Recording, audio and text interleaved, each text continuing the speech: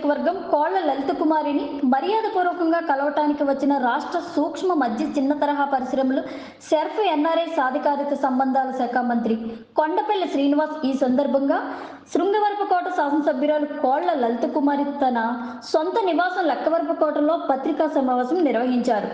వీరితో పాటు ముఖ్య నాయకులు కోళ్ల రాంప్రసాద్, తెలుగుదేశం పార్టీ రాష్ట్ర కార్యదర్శి ఇందుకూరు సుబ్బలక్ష్మి, మాజీ ఎంపీపీ రెడ్డి వెంకన్న, శృంగవరపుకోట మండల పార్టీ అధ్యక్షులు జిఎస్ నాయుడు, తెలుగుదేశం పార్టీ నాయకులు, కార్యకర్తలు పాల్గొన్నారు.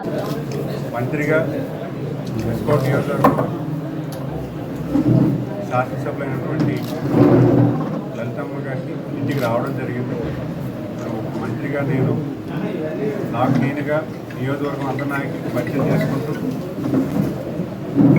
శాసనసభ్యురాలు లలితమ్మ గారిని ఆశీస్సులు దేవుళ్ళు పొందడానికి, వాళ్ళతో కలిసి పనిచేయడానికి, నియోజకవర్గ సమస్యలు తెలుసుకోవడానికి, రేపొద్దున్న రానున్న కాలంలో వాటి పరిష్కరణ ఆలోచన చేయడానికి ఏ రకంగా బాగుంటుందని ప్రోగ్రామైనది ఈ ఊరు ఎల్కోట్ రావడం జరిగింది. అందరినీ కలవడం జరిగింది. మరి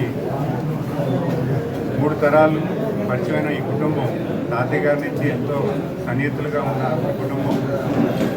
అదే క్రమంలో ఈరోజు 3వ తరం నాకు ఈరోజు అవకాశం కలిగింది.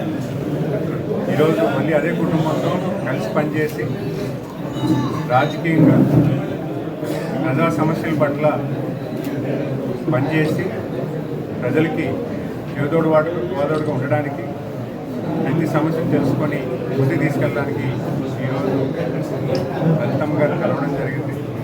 రానున్న కాలంలో కలిసి పనిచేసి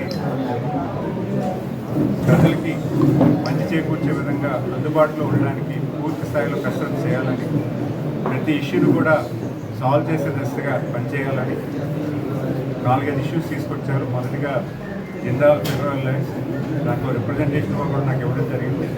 అది పైకి తీసుకెళ్దామని మాట ఇవ్వడం జరిగింది. ఆ ఇష్యూ ఏదైతే ఉందో దాన్ని పరిశీలన చేయడానికి, అదే కాకుండా 2-3 అదర్ ఇష్యూస్ కూడా ఉన్నాయి, వాటిని కూడా సాల్వ్ చేసే దశగా ముందుకు తీసుకెళ్తాను. మరి ఈరోజు ఇంత ఆదరాభిమానం చూపించిన తెలుగుదేశం నాయకులందరికీ కూడా ప్రత్యేకమైన ధన్యవాదాలు తెలియజేసుకుంటూ, తెలుగుదేశం, జనసేన అలాగే బీజేపీ నాయకులు ఎవరైతే ఇక్కడికి వచ్చేసి నాకు అభినందనలు తెలియజేసినందుకు వారందరికీ కూడా పేరు పేరున ధన్యవాదాలు తెలియజేసుకుంటూ, ఈరోజు లలితమ్మ గారి స్వాగతంతో నాకు మరింత బలం చేకూర్చేలాగుందని భావిస్తూ సెలవు చేసిందా, లేకపోతే ప్రైవేట్ జిందాల్ వల్ల ఎంఎస్ఎంఈ పార్క్ అని చెప్తున్నారు. దాని డీటెయిల్స్ కూడా కలెక్టర్ గారిని అడగడం జరిగింది. వాళ్ళ డీటెయిల్స్ తీసుకొని దాన్ని నెక్స్ట్ ఏం చేస్తే బాగుంటుందని కూడా కార్యాచరణ కలెక్టర్ గారి దృష్టిలో తీసుకెళ్ళాము. మొత్తం డీటెయిల్స్ ఎంఎస్ఎంఈ పార్క్ అది ఏ స్టేజ్లో ఉంది, అయితే దాంట్లో ఇంకా పెండింగ్ ఏమున్నాయి, దానికి ఇవ్వాల్సిన ఫెసిలిటీస్ ఏమైనా ఉన్నాయా లేదా, ఆ డీటెయిల్స్ మొత్తం సేకరణ చేయడం జరుగుతుంది. ఒకవేళ ఆ పరిస్థితి వస్తే దాన్ని ముందుకు తీసుకెళ్ళి పనిచేస్తాం.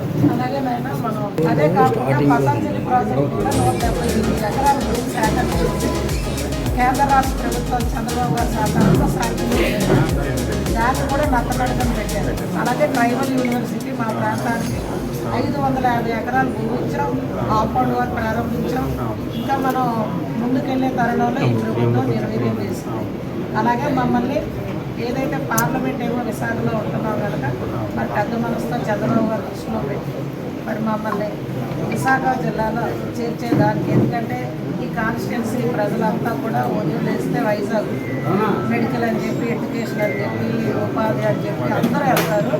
పెద్ద మనసుతో మీరు ఆలోచన చేసి చంద్రబాబు గారు దృష్టిలో పెట్టి న్యాయం చేయమని మేము కోరుతాము.